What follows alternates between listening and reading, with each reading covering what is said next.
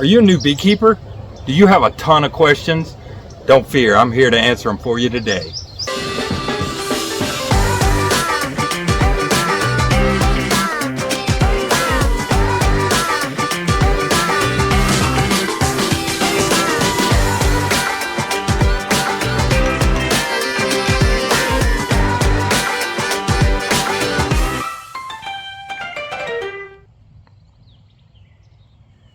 Hey, what's up guys? It's Brad here with Be a Blessing Farm, and today I am here to answer the top 10 questions most commonly asked by new beekeepers. So let's get started. Here's number one. Don't forget to hang around to the end to get my number one most important tip for new beekeepers. Question number one, how many beehives should I get? So personally, I would recommend at least getting 2. Reason being is if it's your first year, or if you're new to beekeeping, you don't know what to look for, you don't know what's wrong, you don't know what's right at this point. So if you have at least 2, you can have a chance to be able to compare and see what's going on inside of there. So personally, I say get 2 at least. That way you have resources to share if you have problems, things like that. But if you can only get 1 at the time, that's okay. That's how I started. I'm not going to sit here and tell you I did things perfectly, but I would definitely recommend, if at all possible, if you have the space and the resources, go ahead and get 2 hives at minimum so that you can have a better chance of success. Number 2, where do I put my hives? Well, the answer to this is, well, wherever you have space. I hear all of this discussion on which direction you should face your beehives, where you should put your bees.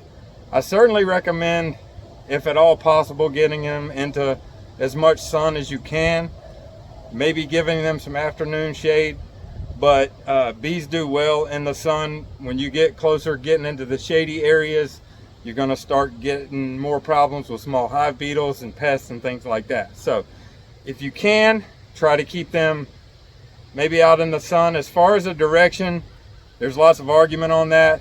My personal opinion, does not matter. I've had bees facing north, south, east, and west, and everywhere in between, and I can't tell a ton of difference. But it's all up to your personal discretion at that point. Number 3, what equipment do I need? Well, you're gonna need a handful of items. You're gonna need you a smoker. You're gonna need a hive tool. This hive tool has some different features, and maybe we'll cover them one day. But yeah, so there's different styles of hive tools, but you're gonna need a hive tool. Gonna need a smoker. You're gonna need a hive. Now, as far as your hive parts go, there's a few basic essentials that you're gonna need. So the hive is made up of a few parts. One is a bottom board. This is a solid bottom board. There are screened bottom boards as well. Depending on your climate and your needs, you may choose to go one way or the other. I'm more of a proponent of the solid bottom boards, but I do run some screen bottom boards. Secondly, you're going to need a hive body, and so that's the box. And so this, and by the way guys, the equipment that I run is a Langstroth hive. There are a number of different kinds of hives out there. There's a Warray hive, a top bar hive, a long lang hive. So there are different types of hives. I personally run Langstroth because it seems to be the standard, at least in America. That's what a majority of people use. If you go to buy a nucleus colony, typically it's in a Langstroth style nuke box with Langstroth frames. So that's what I use. But when I get out onto the homestead, I do have plans of setting up a Warray hive and a top bar hive, some of the different types of hives, just so that we can go through them together and learn how they operate, and see if there are any benefits to trying to run those types of hives. But yes, so this is a deep body hive. So this is this is typically what you're going to run your brood in. This is the bottom boxes typically, where the queen is laying all the eggs and all of that good stuff. Some people run single deep, some people run double deeps. It really is going to depend on what your preferences are. Now, some people just run mediums. So this is a medium. It's not quite as tall as the deeps. This is actually a 5-frame medium nucleus body. So it's typically double the width of that. But this is the depth of a medium box. And so this is what typically you use as your supers, what you put your honey into. Some people run their brood in mediums as well because they're lighter, they're easier to work with. But especially when it comes to honey, a full packed out deep box may be 80 to 100 pounds. The mediums are going to run 40 or 50 pounds if they're packed full. So it's a convenience thing. It's a weight thing. It's all, again, it's what you want to run. With frames inside, and then you need some bees. After that, there's a lot of other accessories, different equipment and things you need, or you could use, not necessarily need. But those are the bare minimums. That's what you need to start beekeeping. Number 4, how do I feed my bees? So there's a number of ways that you can feed the bees. Some people will put a container of sugar syrup out away from their colonies, and that's called open feeding. Then you can use something like this. And so this is a frame feeder, so you can actually put sugar syrup inside of the colony. Then people also use different things like pollen patties and things like that. So it's kind of a broad subject. Definitely do some more research, but this is one way. Another way is putting a source in a large container away from your colonies and let them open feed. There are benefits and drawbacks to each, so do your research and see which works best for you. Number 5, what do I do if my bees swarm? So guys, swarming is a part of nature, and so if you're going to keep bees, there are certain ways that you have to maintain your bees in order to prevent them from swarming. There are just a number of, just a couple of things actually that will make them swarm. One being they're out of space, and 2 being they're out of space. So that's the thing, guys. If they run out of space, they're going to find somewhere else. If they get ahead of you, start putting that nectar into the brood area and that kind of thing, they're gonna swarm on you. But what happens if they do? Well, typically what happens when they swarm is the queen and probably half or better of the colony are going to take resources and they're going to leave. But left behind should be some cells in there to make a new queen, and there should be enough bees in there, young nurse bees, in order to take care of the new queen. Hopefully she gets out, gets mated, comes back, and successfully starts the colony again. So that's how honeybees multiply. That's how they reproduce. And so it's a normal impulse for honeybees to do. It's something that we have to try to work very hard to mitigate. But if it does happen, and it will, I've lost numerous colonies to the swarms. I've caught some of them back, been able to multiply. Other times they've just gone. But that's it, guys. Swarming is a natural impulse. So you have to do what you can to try to mitigate that. And in the event that it does happen, and it is going to happen to you if you keep bees long enough, just go through there, find your queen cells, make sure that everything is good. And there's a couple of things you can do in the event that you have destroyed the queen cells or something has happened. You can try to get a mated queen and put in there. There are things you can do. Swarming is not the end of the world. It will slow down an operation if you're trying to produce honey, that's for sure. But it's not the end of the world. The bees are reproducing, and so you just have to learn what's going on with them and how to work with them to help them to continue to multiply so that you both can benefit. Number 6, where do I even get bees? So in order to get bees, there's a couple of different ways you can go about it. First of all, you could order something like this. This is called a package. And so what happens is beekeeper will shake about 3 pounds of bees, which ends up being about 10,000 bees. And then in this top center hole, there will be a can of syrup in order to feed the bees as they travel. And then hanging inside of there will be a small cage that has the queen herself in there. And so this can be shipped in the mail. You can order these online, or you can find a local beekeeper who may sell packages. And so that's what this is called. This is a package of bees. And so you can order this. If you go this route, you're basically starting from scratch. The bees have nothing to start with. They have to draw all of their comb, that kind of thing. So this is starting from the very beginning. You have nothing to go with but the bees, and then you put them into your empty equipment, or possibly if you have some comb or something to give them ahead of time, you can do that. But so option 1 is a package.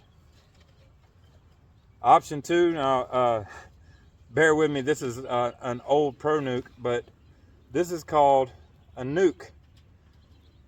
And so what this is, this particular nuke will hold 5 frames. I've seen nucleus colonies sold, and by the way, that's what nuke stands for, guys. It stands for nucleus colony. It's basically a starter colony. Most people run 8 or 10 frame colonies for their full-time production or whatever they're doing.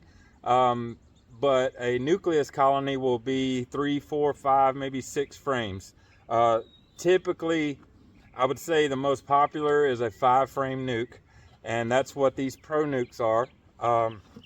And so what you would get is basically half of a colony, half of a full colony, if you will.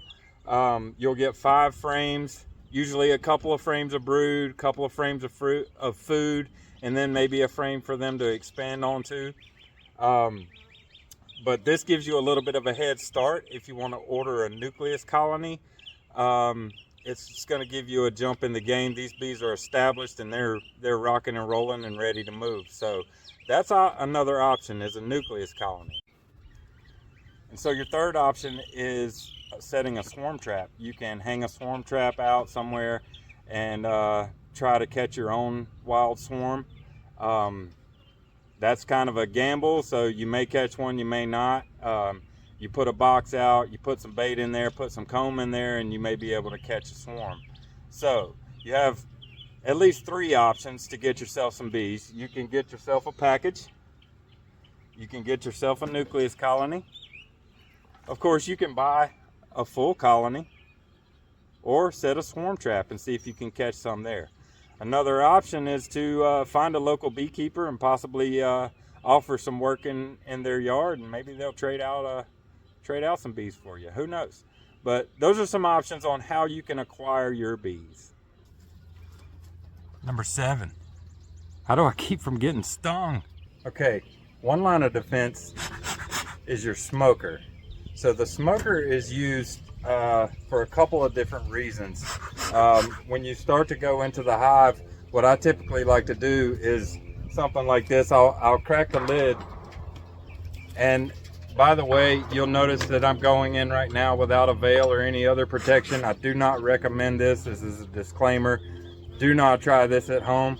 I have been working with my bees to try to weed out the nasty genetics. I've been working very hard for many years to try to have a gentle bee stock to work. So I don't recommend this, and trust me, I don't always do this, and I may crack this lid and they come out and get me. So please don't try this at home. But anyway, so what I do is crack the lid just a little bit, and then you'll notice a couple of bees start boiling out of the top there. I usually just give them a couple of puffs of smoke. Now, you'll hear people say to go into the entrance and puff a couple of smokes into the entranceway. I don't like to do that because the bees are going to go away from the smoke. And when you puff it into the entrance, where are they going to go? Up to the top. So they're going to come up here where you are. So I certainly don't recommend puffing smoke into the entranceway. I usually just crack the lid a little bit, puff a couple in the top, give them a little bit, and then I'll go ahead and open the lid up and give them a couple more puffs.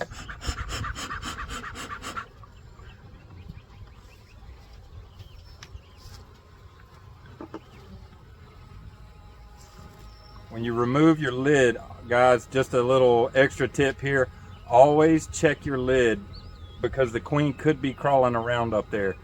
I've had it happen numerous times that I laid my lid down and then I looked and the queen was outside of the colony. So guys, always check your lids before you lay them down or shake them off or anything like that. All right, guys, if you'll notice, the bees are all coming up, they're lining up, checking there. You see their little eyeballs looking up at you. But if you'll watch, give them a couple of puffs of smoke and see what they do. See how they clear away?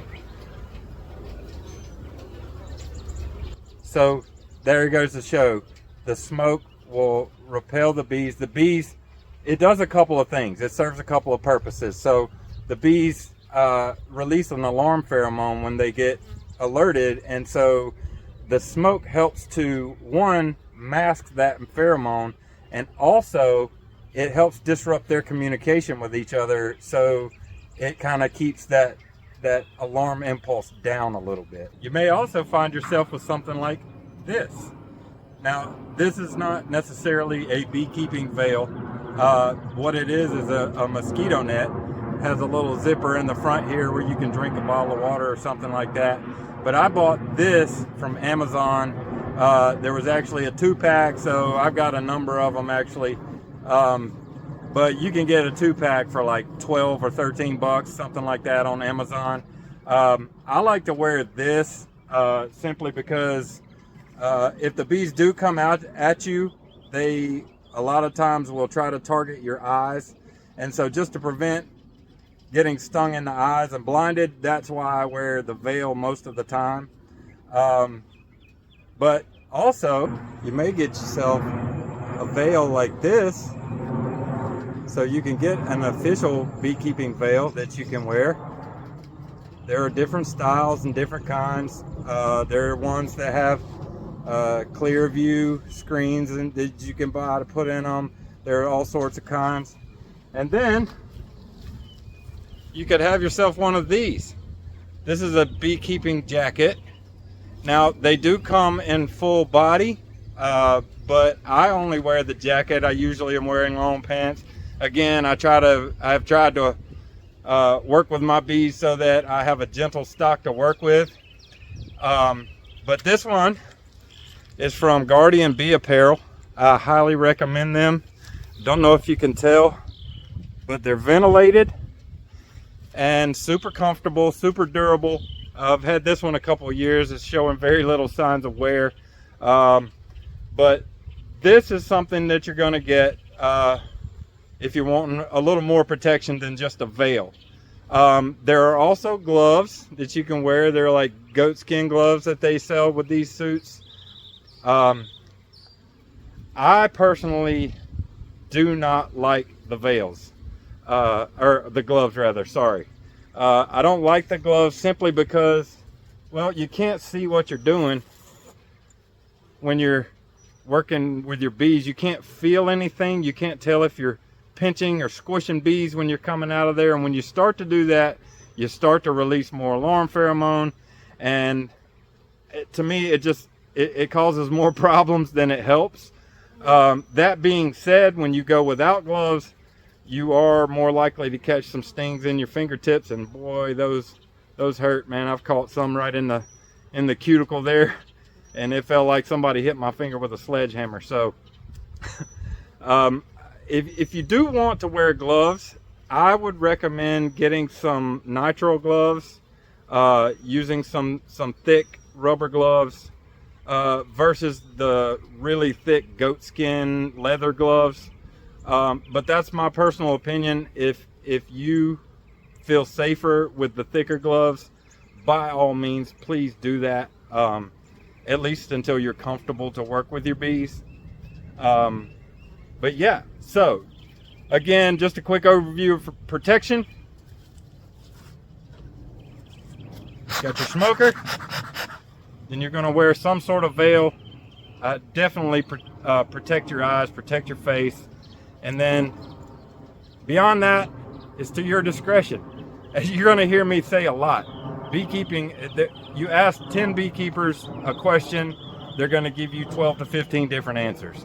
So beekeeping is very subjective in a lot of ways, and so it's your personal opinion and what works for you.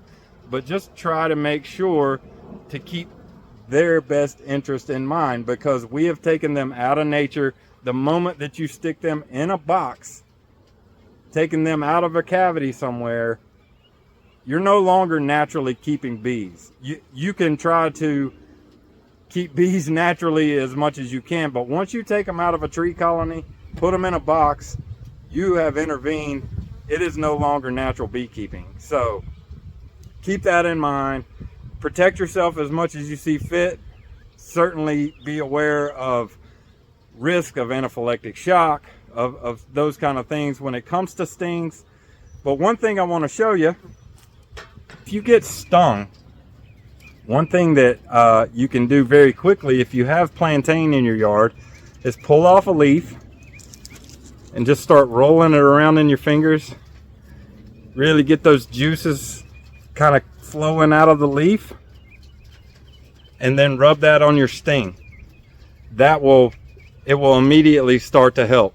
And so if you have any plantain in your yard, broadleaf or the narrow leaf works just the same as far as what I've been able to tell. But the plantain works great for an after sting. So just roll it in your fingers, rub it on there, hold it on there for a second. It should start to help pretty quickly. A quick story about bee stings. So when I first started beekeeping, I did some research myself, and then I found a mentor. Actually found him through YouTube, and ended up going to his place and doing an internship with him. And one of the first times I went to work bees with him, this guy had been keeping bees for over 50 years, old veteran, and I went out there to work bees with him, and he didn't wear anything. He didn't wear a veil. He didn't wear gloves. He wore nothing but what he had on today to work his bees. And so, you know, being the young whippersnapper, I thought I was gonna, I thought I'd do the same. I didn't want him picking on me and making fun of me, insulting my manhood. So I couldn't go out there putting a veil and that kind of stuff on when he wasn't going to. And I mean, this dude's like almost 80 years old. Like, so I go marching out there and I get my smoker lit. I pop the lid of a nuke box, give him a couple puffs of smoke, and I pull that first frame out, and I get it about right here. And about the time I did, pow, pow, pow, pow, pow, pow, pow, pow. The bees started coming at my face, bam, hit me on the nose, under the eye, behind the ear, under the ear. They got me all over the place. Well, this old dude is just sitting. He had flipped up a hive body on its side, and he was sitting on it there beside me. The bees are nailing me, and he goes, "Oh, looks like they're getting you there." And so I'm calmly trying to ease it because I'm holding the frame with queen cells on it. I didn't want to destroy the queen cells. I ease this frame back down. All the while, bees are sticking in my face, trying to get away. Their little barbed stingers are stuck in me, pumping in that venom. But I get that thing back down. I get the box closed. Get away, and he finally comes over and he kind of helps scrape some of the stingers out of my face. And he goes, "You okay?" "All right." And we went right back to work. It didn't faze him at all. So I had to act as if it didn't faze me. And so guys, don't be prideful. Put on some protection. Because they will surprise you. They'll surprise you. You can work the same box 100 times and go in there that 101st time and something that day aggravated them. Maybe there was a lizard underneath the box bothering them, or maybe a hornet had gotten inside and got them agitated. Who knows? But they can get agitated without you ever knowing, and as soon as you crack that lid, sometimes they will let you know. So guys, wear your protection. Number 8, how do I find my queen? How do I know she's okay? So most new beekeepers are incredibly concerned with finding the queen. And I must admit, I love to look for the queen. I love to find the queen. Running a ton of colonies, sometimes it's difficult to take the time to look for her in every single box. But what I want to tell you is that you don't have to find the queen every single time. What you want to look for is activity, that she's in there, that she's healthy and everything's functioning properly. So you're going to want to check your brood pattern, make sure there are no shotgun patterns, and you'll have to look that up to see what that is. But make sure she's got a good brood pattern in, and you're going to want to start looking for eggs in there. What you'll probably first start seeing in those centers of those frames in the middle of the box is what looks like little grubs kind of balled up in those cells. Well, those are the more mature larvae. And then you start to look around a little bit, and you'll start to see, usually a little bit further out towards from the center, you'll start to see what looks like little tiny grains of rice. Little bitty grains of rice. And on day 1, those grains of rice are standing straight up. Day 2, they kind of start to lean at about a 45, and then day 3, they're laying over on their side. So that can give you an idea of how old those eggs are. And if you go in there and you see a bunch of little eggs standing straight up on end, guess what? She's been laying eggs within the past 24 hours. So you can tell without ever seeing your queen that she's okay, at least within the past few hours, as long as you see those little grains of rice standing straight up in there. Number 9, how often should I check my bees? I get it. The bees are in the box. You've got to know. We've got to know what's going on. That's fine, and you should. And so what I recommend as far as frequency on checking bees, first of all, if you shake a package in, make sure you've popped that cork out of the end of the candy end and give them a couple of days to eat through. 2-3 days at bare minimum to eat through that candy and slow release that queen. And then she may need a day or two to kind of acclimate and get her pheromones spread around before she starts laying. It just really depends on the queen. But that being said, say you have a nuke, you have your colony going already. Especially during the nectar flow, don't go more than a week without checking your bees. You're going to want to check for queen cells. You're going to want to check and make sure that they're not getting honey bound, all those sorts of things.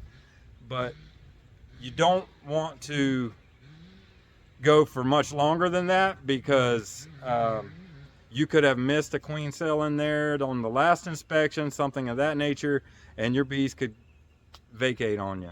So I would say, I recommend once every 7 to 10 days, especially during the flow, you're going to want to go in and check your bees.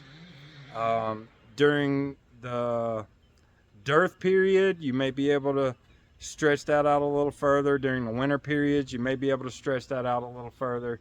But I'd certainly recommend going in once every 7 to 10 days. Now, can you go in more than that? I say yes. I work bees regularly, and there are boxes that I go in multiple times in a day.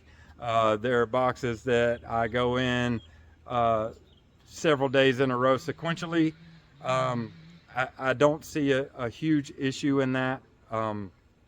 If you have a newer colony, a new package in there, and you start getting in there rambling around, that could certainly cause some issues. That could certainly make them abscond. And when they abscond, that's not a swarm. That means everybody takes off and leaves, and there's nothing left behind to start over with. So that means they were either getting pressured by pests. They were unhappy in that situation. It was too stressful in that situation. So you don't want to create that. So with a package, I recommend giving it a few days, let them get established a little bit, start drawing some wax. Once you see the queens laying some eggs in there, then you can up your frequency if you want to. Number 10, how do I even start beekeeping? Well, guys, you're doing it. Getting educated is the number one thing that you need to do to get started beekeeping.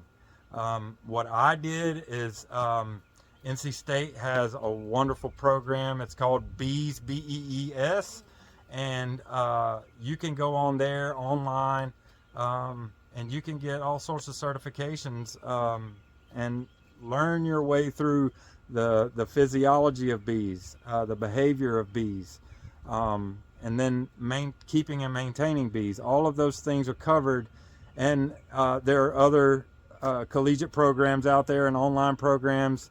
There are other beekeepers that have online training. There are tons of good YouTube videos to teach you, but be careful with that. There's a lot of misguided information out there, guys, so be careful. Don't just pick any and everyone, but try to find some credible, reputable sources to get your information from. A couple that I can recommend, Cayman Reynolds, who does the Bee Expo. He has a phenomenal channel. He has some wonderful educational videos out there. Bruce's Bees, he's part of the stream team. If you've ever, they do a live stream on Wednesday nights. He has some phenomenal educational videos out there on beekeeping. There are a lot of them out there, guys. But again, do your research. I've certainly gleaned some poor information from YouTube.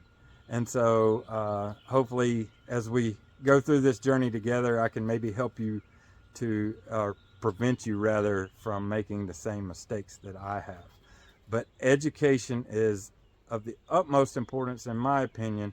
If you go out there, there's so much to know about bees, guys, that, and unfortunately, because of the pest pressure that we have nowadays, the varroa mite and that kind of thing, the diseases that are rampant because of the varroa mite, all of these things that we're dealing with now, it's hard to just go out and throw bees in a box and say, hey, I'm a beekeeper. You can't be a bee haver anymore and be successful, in my opinion. It takes a little more intervention these days. We're up against some nasty adversaries, and so educate yourself before you jump in. And secondly, just do it. Just do it, guys. Read up, Find yourself a source, decide whether you want to get a package, a nuke, a full colony, decide what you want to do, and just do it. Now, caveat, depends on what time of year this is that you're watching this video, on whether you want to just do it now or just wait till the next season to do it. But if it is waiting till the next season, that gives you time to educate yourself. So take that time, use it wisely, and go through every bit of information that you can and decide for yourself what works for you. And so now for my number one tip.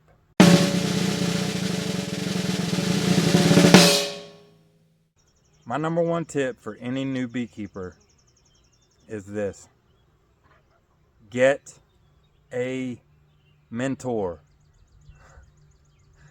Guys, I can't tell you how valuable it was for me to have a mentor to walk through things with me, to be able to show me live and in action what was going on in those colonies, to be able to point things out and to be able to share things with you that,